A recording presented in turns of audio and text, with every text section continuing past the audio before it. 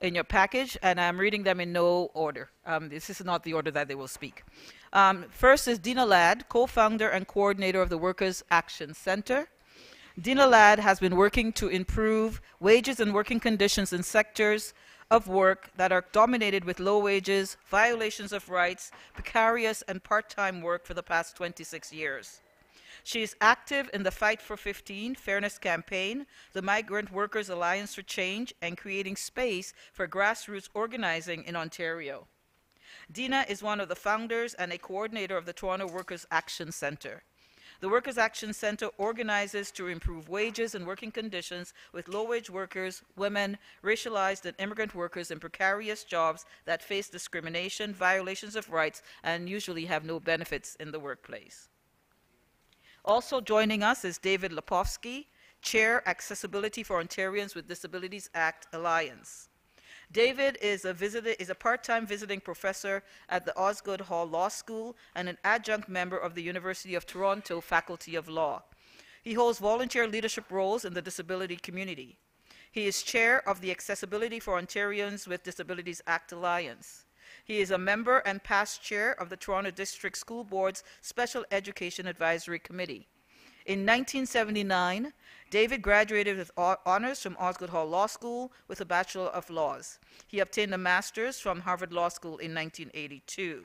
And you can read the rest of David's bio in your package. Pleasure to have Sylvia Maracle, Executive Director of the Ontario Federation of Indigenous Friendship Centers. Sylvia is a Mohawk from the Yendinaga Mohawk Territories. Ms. Maracle has been involved in Indigenous Friendship Centers for 44 years and has been the Executive Director of the Ontario Federation of Indigenous Friendship Centers for almost 40 of those years. She has been on many boards, agencies, and commissions dealing with the spectrum of issues and the impact on Indigenous peoples. Ms. Maracle is an officer of the Order of Canada, holds 2 Doctor of Laws from the University of Guelph and York University, and will receive one from Trent University in early June 2018. Sylvia. For those of you who know Sylvia, she is a passionate advocate for cultural development, ending violence against women and girls, and bridging the gap between Indigenous and non-Indigenous peoples. And last but not least is Logan McIntosh. Logan is the campaigns director of Lead Now. Logan joined Lead Now in 2012, leading a series of national days of action which engaged thousands of Lead Now members at events across the country on protecting our democracy and climate.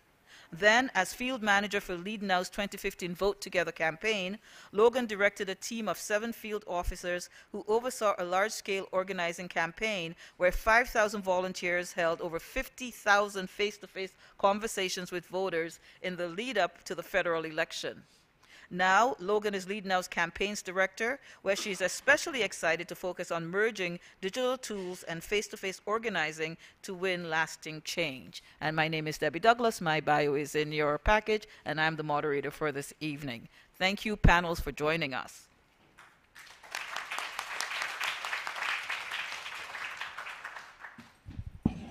I am a strict timekeeper. And I know I want to come out to hear what you have to say and to engage in a conversation with our panelists. So my first question to the panelists, I will start with Sylvia, will give her 5 to 6 minutes. I will give you a 2-minute warning to talk about, as we know, the provincial election is upon us. We are hearing that very much is at stake. Some folks are saying policy is our priority. Others are saying, no, folks are going to vote emotionally.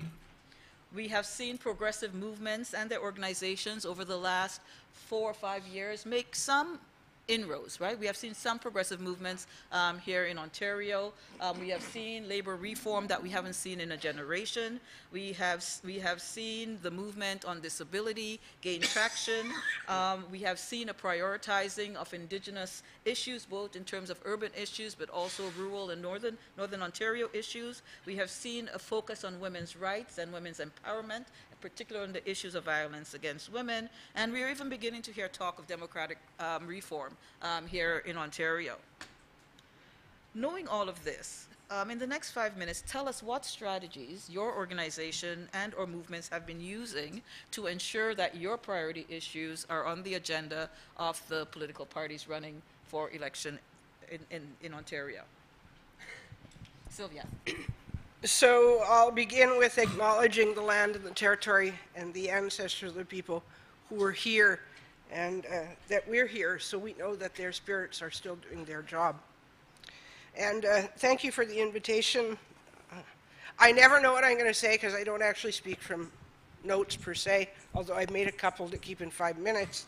And so first off, this is not something that 15 days till you vote is going to create change. You do need, if you choose, if you believe in that, to exercise that. And you know, the sad part of it is that we always end up with what most of the people who exercise a franchise that way want. So it's a long world view. And when we're talking about poverty, when we're talking about anti-racism, we're talking about building relationships, we're talking about coalitions, now isn't the time to start. Maybe next time, before a federal election, you'll start this 18 months, and people will begin to talk and create a relationship and actually have a strategy.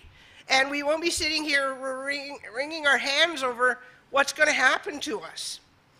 And it happens to us all the time. So it is about a long world view. So for 40 years, well, even longer than that, in 1974, we wrote a paper called Strangers in Our Own Land. Okay? And I was part of it. I was a journalism student at Ryerson, and the only one who had an electric typewriter in those days. It was advocacy, and you know, it was really easy, right? Who had what? You had a pen and paper? Good, you could take the notes. You see, we weren't caught up with the titles. It started by women in their kitchen talking about their kids and about a government who said they weren't equal. We were joking last night, the 3 Mohawk women. You've invited quite a number of Mohawk women. It just makes my heart sing. About how 3 of us it would have been until 1951 illegal, according to laws in Canada, for the 3 of us to meet unsupervised. Somebody from the clergy had to be there, somebody from the RCMP, or some elected official. And we looked around and we said, hey, there's nobody here in control of us tonight. And we shared that story with many of you last evening. I say that because how many of you were born in the 50s? Only a couple now. I used to talk in a room and a lot of people did, but yeah. And so it is a long world view. I want to just take my last minute or two, even though I haven't had my 2-minute warning, to talk to you about what happens when you think in the short term. We get secretariats and directorates. We get $5 million where Indigenous people, Black people, Islamic people, are you getting the picture? Mm-hmm. We all get to fight over that little piece of pie. Because there's no way to save face, and they finally give us what we want. And then the next government comes in 15 days and decides that's not good. So you will read an article where some of you waxed really great about how great the Anti-Racism Directorate was, because it was something. It was better than nothing. But I can tell you, in a long career looking back, if it's called a secretariat and a directorate, it's temporary. It's not going to be around. And issues of poverty and anti-racism and Islamophobia, other kinds of things, are not temporary. We need a long-term sustainable process. And we need to not have to divide and conquer and compromise ourselves. What's wrong with a process where the people who are most impacted by the issue you're talking about actually has the lead and their own way to do it? Why are we all corralled by somebody who, in the best interest through a secretariat and directorate, are going to help us? because that means it's watered down for all of us. And it means that nobody wins. And parties who make up governments, they count on that. I don't think they go into it intentionally. There is money in the system. If we spent money in child welfare, so kids could be raised by people who are their family, their blood, and who love them, and who just need to have food in the cupboard. Child welfare. Cops who aren't just from our community and who get isolated in the process, but become a force and not a service to the community, have to have different kinds of training and approaches. Yeah. England has gone a phenomenal long way to get rid of guns. And that means the police don't carry them either. So, child welfare cops, courts, who's deciding all of this? Who are the benchers? Who are the people who sit in judgment? Right? There is no justice in law. Law is made by human beings. We're fallible. It's not creator's law. It's not natural instructions. It's not original instructions. So courts. Okay? Child welfare, cops, courts, and finally corrections, where all of our young are sitting.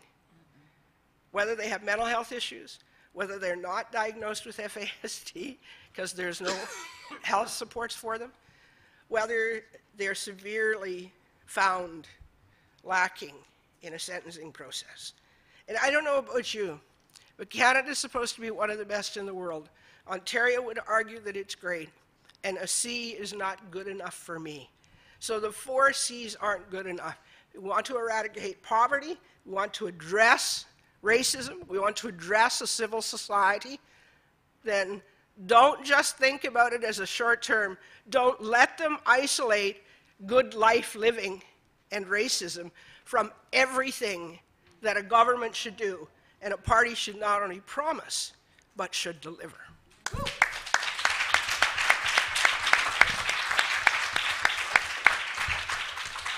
Thank you, Sylvia. David?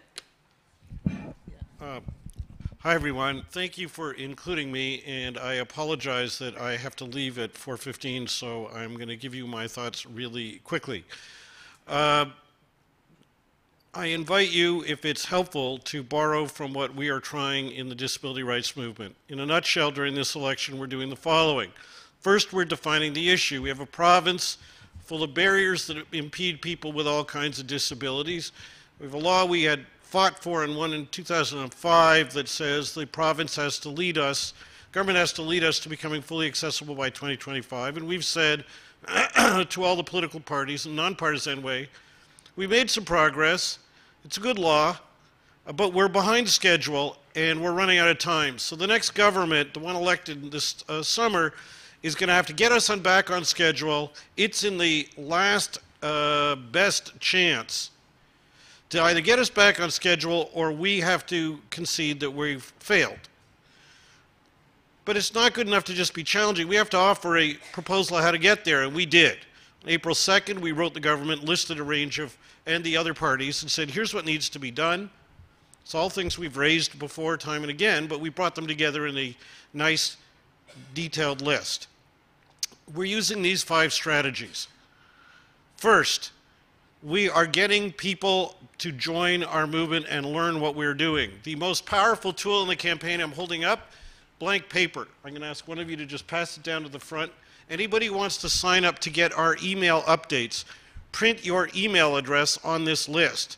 Pass it around, give it to Michael Kerr, who I've now appointed at a salary of 0, but which I will double if he does a good job, to send me the emails. You'll get added to our list, and you will find out what we're up to, what's being done, and how to get involved. All our action tips are there. So sign up for our updates. Second, Twitter. If you're not on Twitter, get on Twitter. It's not hard. Even Trump can do it. Follow me at David Lepofsky. One word. Take out your this is the only talk where you're invited in the middle of the talk to take out your smartphones. Take them out right now. Go to Twitter if you're already there on it. If not, sign up. It's free. May the first person you follow be at David Lepofsky, Lepofsky. Why do you do that?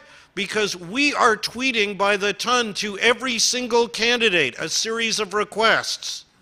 And all we need you to do, we've made it easy. You just got to click retweet on every tweet you can of ours. It's easy. We've even created a new hashtag, which is disability vote counts. Because in our view, disability vote counts. So just by clicking on our retweets, you are going to, all you got to do is follow me. I don't care if you have no followers. I don't care if you don't follow yourself. The candidates will see these, and they're answering us. Strategy number 3, give people a roadmap. We have. If you go to our website, you're going to see a complete package of what to do. www.aodaalliance.org/vote2018. aodaalliance.org/2018. Vote 2018. You'll see an action kit on what to do, a list of the contact information and Twitter handles of all the candidates we could find, and as of this morning, a list of all the all candidates debates we could find. We give you the what to do, we give you the how to do it. Next, 4th strategy, come up with something new. We don't do the old-fashioned protests and hey, hey, ho, ho, blank has got to go. I know they're good. They need some new script writers, but in any event, you organize a protest, nobody will cover it. What we did is we went out and shot a video. We went out and shot a video, and we released it a week ago yesterday. And since then, it's been on TV and radio and the newspaper, and our little unfunded coalition's already gotten almost 1,600 views. 2 minutes worth. Yeah. It's on the new transit stations that have just been opened in the Toronto area or recently renovated that have accessibility barriers in new stations. People find this jaw-dropping. You should too. Watch the video, share it with others. Did I mention that we're tweeting this video to every candidate? You should retweet those tweets. Let's get them watching it. It doesn't cost anything to shoot a video on your smartphone, edit it on a computer, and post it on YouTube. And you've got free distribution. Final strategy. Don't wait for the mainstream media. It's hard to get their coverage during an election. They're busy with the horse race and the leaders. Create your own media. Go to all candidates' debates. They used to be irrelevant because who cares what they said? There were no reporters there. Become a citizen journalist. This is in our action kit. Take out your smartphone, ask the question of the candidates you want, video their responses, post it on Twitter and Facebook, and get it circulated. All of a sudden, what they say matters. You could be a citizen journalist. You don't have to wait for the mainstream media to cover it. Those strategies can all be done with a budget of 0 and with as many volunteers as you can get to join in. And if you sign up on that email list or follow us on Twitter, we'd welcome your support too. Thank you very much for including me today. Thank you, David.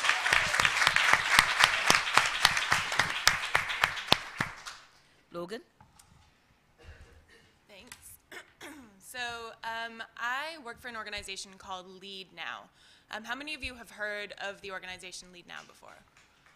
A lot of you. That's really good to see. So what I'm going to speak to you a little bit is how we, as a national advocacy organization, how we are approaching this election. We are a multi-issue national organization. So we are not focused on any one issue. We are also not affiliated with any one political party. We are independent and we are powered by our community. So we represent about 400,000 people from coast to coast to coast. And the way that we make decisions on the campaigns that we run is we often ask our community, what are the things that you care most about?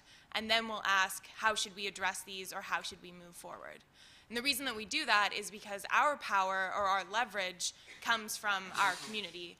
that is what we have in order to advocate for lasting change. When we speak to politicians or when we campaign on certain issues, our power comes from the sheer number of people that are taking collective action together. So, what are we doing about the provincial election that's coming up? And I think the original question is, how do we make sure that our issues are on the agenda? For us at Lead Now, we campaign on issues all the time. That is really the work that we do. And that is long-term grinding work.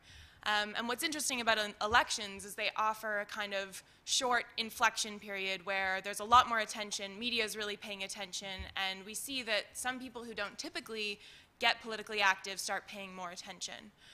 So we try to use these political inflection points or elections as moments to galvanize our community. But what's happening here in Ontario is that the stakes are really, really high. It's a really scary election. And elections, always the stakes are high, but what I see and what I fear is that a Doug Ford majority government could really set this province back and could be a really, really scary future. So what we did is we went to our community and we asked, should we organize around this election? And there was a very resounding yes. But we have to be creative around how we approach elections, because we're not a political party, and we are also resource-strapped, as all political or nonprofit organizations are. So I think just taking a step back around why Doug Ford is scary, I think that many of us in this room are very familiar with that. You know, there are the things that we hear often around him: cutting public services, our hospitals, schools, also tax breaks for his rich friends. But I think for me, more importantly, also environmental degradation and rampant resource extraction. But I think really what scares me is that this is emboldening a very scary populist base here in Ontario that is creating and making visible something that really is threatening to the very fabric of what I want to see in the future. Yeah. And so for us, that is a scary threat, and one that means that we need to try to organize to do everything possible to stop a Ford majority government. What we've decided to do is to focus in on battleground ridings. What we've seen is that the polls are showing it's very volatile. It's looking as though, I mean, this week the polls are showing it's a two-way race. We're seeing a real fluctuation or change, and also polls are very hard to trust. One thing that we know is that progressive voters are less likely to actually go vote, and it requires a lot of work to make sure that progressive voters go vote. Conservatives, at the end of the day, reliably get to the polls. So the strategy that we've decided to focus on is to really orient our community into talking to progressive voters. So we've zeroed in on battleground ridings where we think that they're going to be tight races. And we are trying to have over 50,000 conversations with voters in those battleground ridings.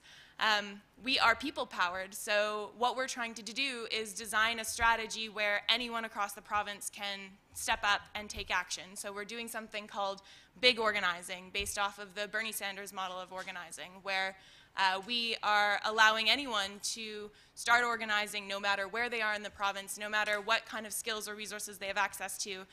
We're inviting everybody to step up, to start making calls, to call voters, to make sure that those progressive voters are going to get to the polls.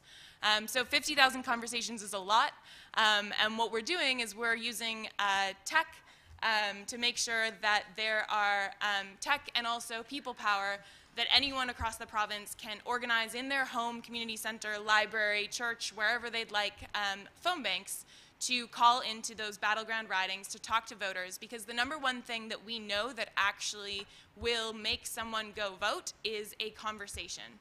So at the end of the day, advertising can influence people, but the thing that is proven to actually get people to go vote is a conversation where they're making a plan to vote. If you're interested in getting involved, as I mentioned, anyone can do it. We kicked off a couple weeks ago. We've made about 20,000 calls. We don't have a lot of time left. You can go to act.leadnow.ca/stopdoug. So again, that's act.leadnow.ca/stopdoug. And that will take you to a map where you can do two things. You can, one, host your own phone bank in your local community, your home, Or two, you can sign up to go to someone else's that they're organizing. And we don't have a lot of time left, so please help out. But I think, again, just the final point is elections are inflection points. They're short-term moments for us to politicize and bring more people into the fold. And our work is so much more than elections, and that is the real kind of hard, sustainable, lasting change that's possible is outside of these election cycles. Very good. Thank you, Logan.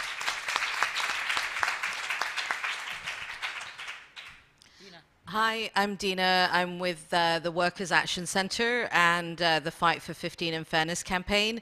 Who's heard of the $15 minimum wage campaign?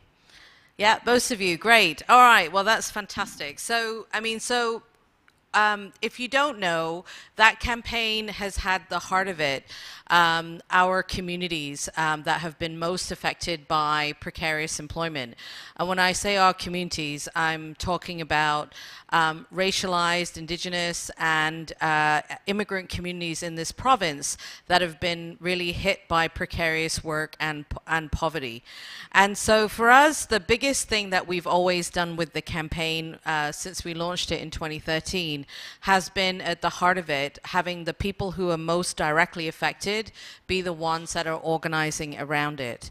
And I think that has been critical in how we won the $15 minimum wage, in how we won personal emergency leave, equal pay for equal work, new scheduling rights, all of the kinds of gains that we've made as of this year.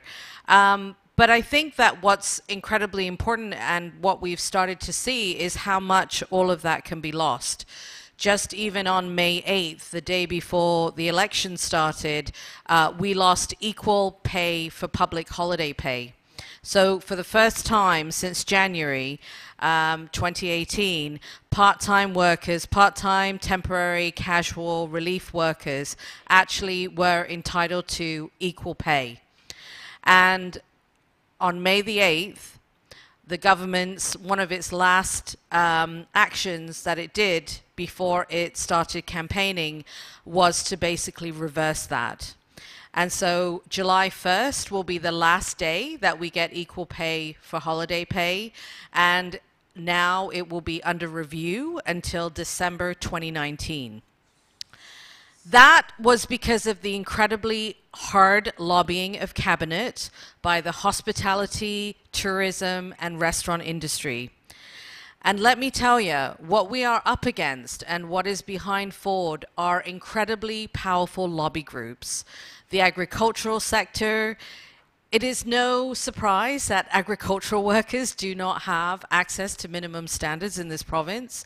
The agricultural sector is one of the biggest, largest and strongest lobby groups. Same thing with the lobby groups for the temp industry, for the restaurant, tourism, and hospitality industry.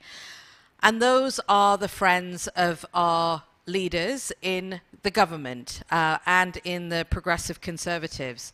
And so what we have operating against us, we don't have millions of dollars in advertising, but what we do have is people power. And so despite the incredible backlash that we have experienced since May of 2017, when the Liberal government said that they were going to increase the minimum wage to $15 an hour, despite the incredible backlash, we have stayed strong.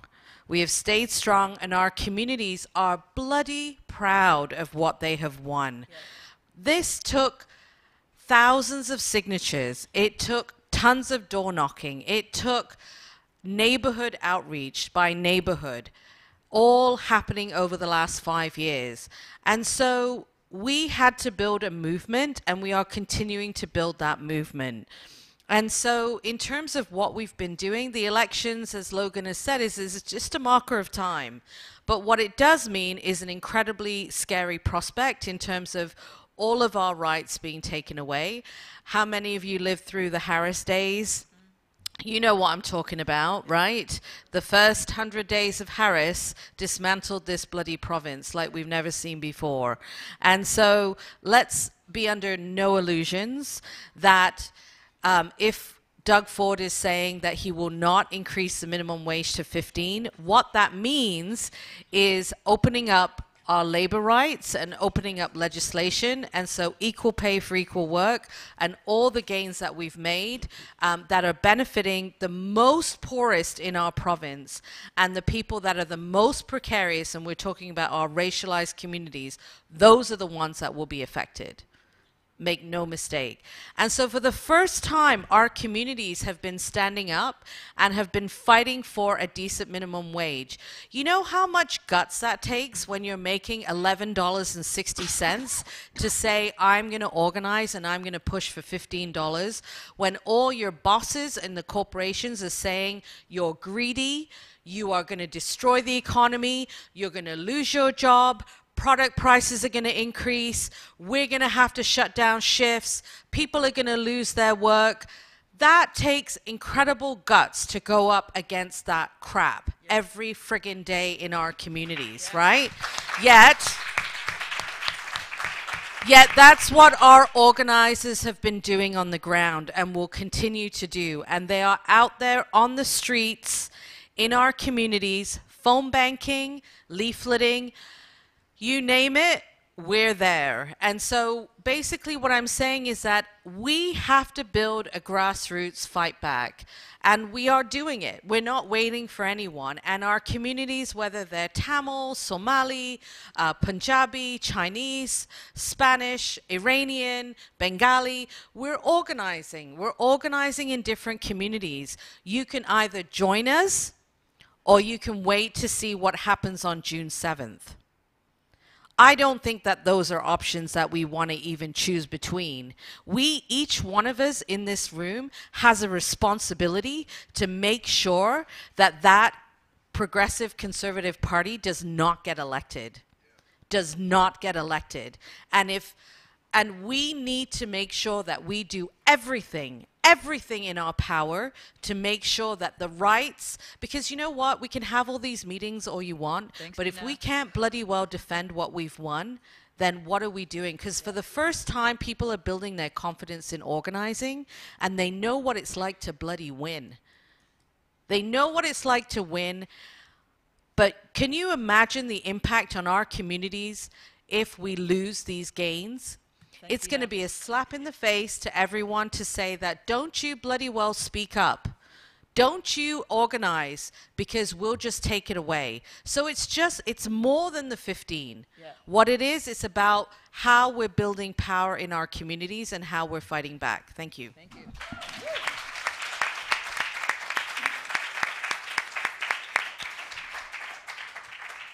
Panelists, and I will start with David. You wake up on June 8th. And you're facing the unexpected. What's the unexpected, and what is the strategy moving forward? Let me just, oops, it just fell off. David is losing his money. No, it was a pin. Every day I wake up and face the unexpected. Yeah, you do disability rights advocacy, and the world is just never what you expect. Our strategy is somewhat different from the ones you've heard about. I'm not in any way commenting or whatever about anybody's strategies. Everybody does what they think is best. Our strategy is to be strenuously nonpartisan. And so we've made the same requests of the parties, and then we apply the same yardstick to all the parties. If they agree to do things we like, we say great. If they don't, we try to persuade them. And then we do not take any position on who should vote for who. And in fact, what we're doing right now is we use the election campaign as a chance for a parallel grassroots disability advocacy campaign. So we're encouraging people, you'll see in our action kit, to go to all candidates debates. And if any party is not making a commitment that we want, ask individual candidates from that party to personally make that commitment and to undertake to speak to their leader to see if they will. So we're trying to build relationships in each caucus so that whatever happens on June 8th, we will be ready the next day to go and talk to the caucus members from whichever party it may be to try to get them to help us to move things forward. And if it's a minority government, to be in a position to work with all the parties to make sure that in Parliament the issues that we're advancing are a top priority. So that's the way we do it. Now, again, I'm offering a different strategy than you've heard. I'm not commenting one way or other on what others do. I completely understand everybody has different approaches, but for what it's worth, that's the way it is. And believe me, in the years that I've done this, there are days, whether it's the same government or a different government, that you wake up and good things happen and days that bad things happen. And our job as community organizers and advocates is to stay optimistic no matter what, and to look at the hand we're dealt, whatever it may be, and to figure out how most effectively to play it. And every situation, in my view, provides an opportunity for new and creative advocacy. So my job on the 8th for my coalition will be to wake up and say, what hand were we dealt, and what's the new, clever, unpredictable way to play that hand that none of us ever thought of before. I'm sorry I got to go. This is a fantastic program, and I wish you all the best of luck. Thanks for including me. Thank you, David.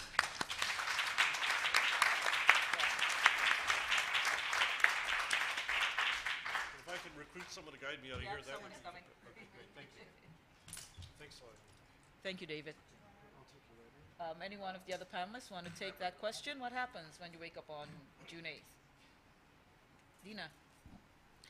Well, we're organizing a demonstration on June 16th. So regardless whoever wins on June 7th, we're going to make sure that the new government has a decent work agenda.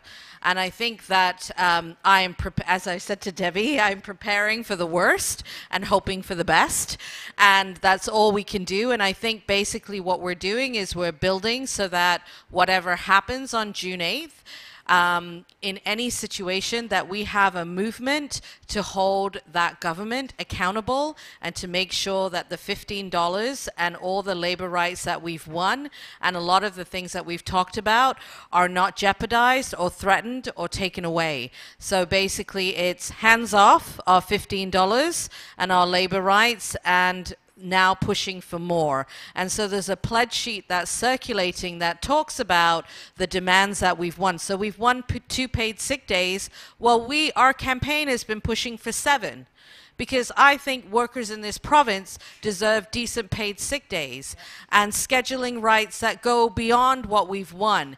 And so I think that what we need to show the government that's formed on June 8th is that we have a strong movement that they have to listen to, that they have to watch out for, and that they have to be accountable to. And that's the biggest thing that I'll be doing on June the 8th.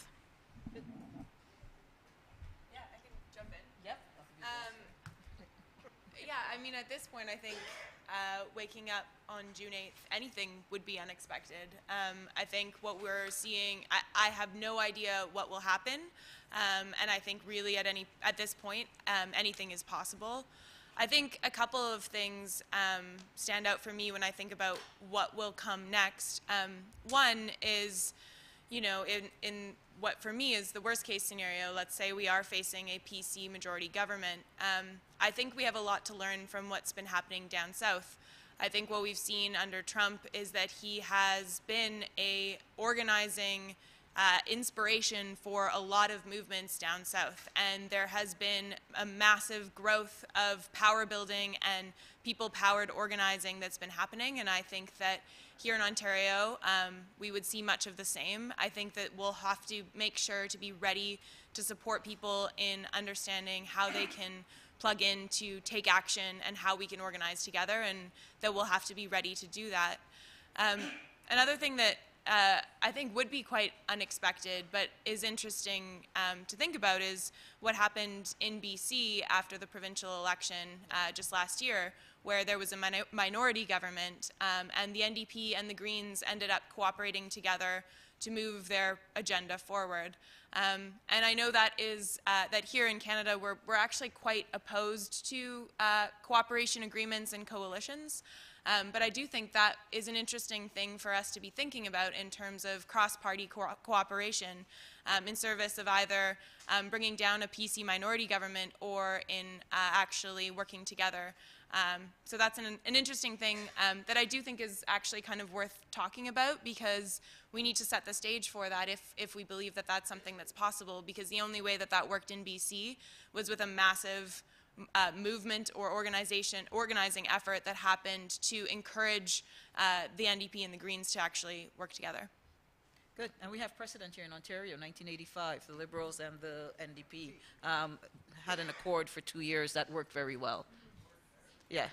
Sylvia, I'm coming out to you for one question, so grab the microphone. All right, so quickly, I told you we take a long world view. We started with a thought in 1994, and it took us 44 years to get an urban Indigenous action plan. 44 years. Do you honestly think it'll go away just because a party is elected or not? And if it does, we'll just start again. We've been starting again since the first boat came up the St. Lawrence. Again and again and again. So what'll we do? We're ready with our packages for bang for a buck. Because it doesn't matter what party you are, if what you're doing is better than sliced bannock, they're going to look at it. Okay? We're going to educate them. Yeah. Whoever's new, we're going to reach out. We don't care what party. And we're going to give them free Indigenous cultural competency training, whether they know they're taking it or not. We're going to tell them there's money in the system. We're going to tell them how. Yeah. And where they can find it. And how simple they could change some things. We're going to hold all of them who took selfies in our friendship centers and all candidates and told us they support friendship centers. That here's what supporting friendship centers now mean. We're going to go to all the parties because we have friends and allies. Mm-hmm. And we always have in all of them. And some of our friends, even if it's a different party, are going to be elected this time. And another time maybe other friends. Another time it'll be other friends. But we also need those friends to talk to each other across the floor periodically and talk well about us when we're not in the room. So we're going to wake up, and we're probably going to be tired because hopefully it'll be a close race. If it isn't, it won't matter. We're still going to do the things we do because we take a long world view. It's not instant. Our elders told us this food that they put in the microwave and boom, it's done. Life is not like that. It takes time, the concept you have of space, you have of your own power, and how much you can help them do what they want to do and frame the words for them in the context of interpreting their platforms. You could include this. It doesn't have to always be a war. Now, that may sound, I'm not, I've survived this job in a nonprofit world to make it a very big nonprofit because I understand relationship.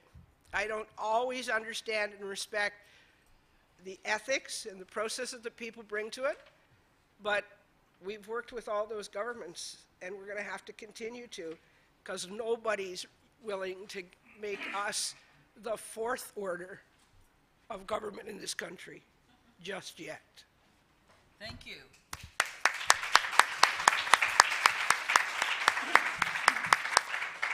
Not seeing anyone rushing to the microphones and taking a look at the time, and we have such a special surprise for you at the end.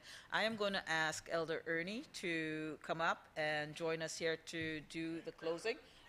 We'll do the surprise after. And while Elder Ernie is walking up, folks at the back, will you move closer to the front, please? It is all part of the closing surprise.